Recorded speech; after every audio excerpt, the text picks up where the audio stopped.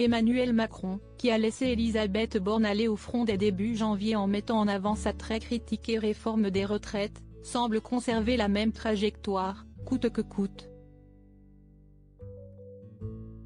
Convaincu de la nécessité de son projet de loi, le président de la République s'est dit prêt à endosser l'impopularité, dans le JT de 13h diffusé sur TF1 mercredi 22 mars.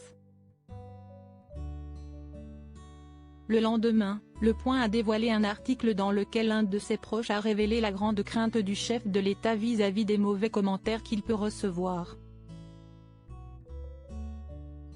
Si Emmanuel Macron semble attendre de voir comment évolue le climat social, comme le soulignent nos confrères, en précisant qu'il est toujours serein, cela n'a pas tout à fait l'air d'être la même chose au sujet des critiques internationales qu'il pourrait essuyer. En effet, la presse étrangère s'intéresse également à la mobilisation importante, en France, concernant la réforme des retraites et à l'avis général de la population le concernant. La France insoumise a d'ailleurs relayé des articles de ces médias. C'est le pire pour lui, a estimé un membre de l'entourage du président, persuadé que celui-ci a davantage peur de voir son image entachée à l'étranger.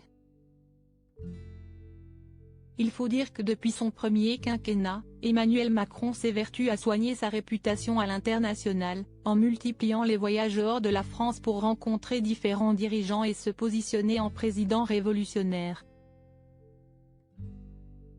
Supérieur à découvrir les femmes qui ont compté dans la vie d'Emmanuel Macron, la preuve que le gouvernement de Macron s'abaisse, à l'international, et l'annulation de la venue à Paris et à Bordeaux du roi Charles III, qui était à l'origine prévue du 26 au 29 mars, ne doit probablement pas remonter le moral du chef de l'État. Pour rappel, le monarque britannique devra reporter son déplacement officiel à cause des prochaines mobilisations prévues contre la réforme des retraites et des éventuels actes de violence qui pourraient avoir lieu en marge de ces manifestations.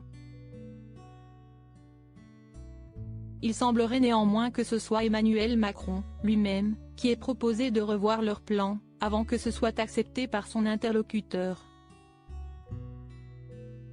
Pour les Républicains, pourtant majoritairement pour la réforme des retraites, le report du voyage de Charles III est révélateur de notre abaissement international. Article écrit avec la collaboration de 6 médias Crédit Photo, Stéphane Le Mouton.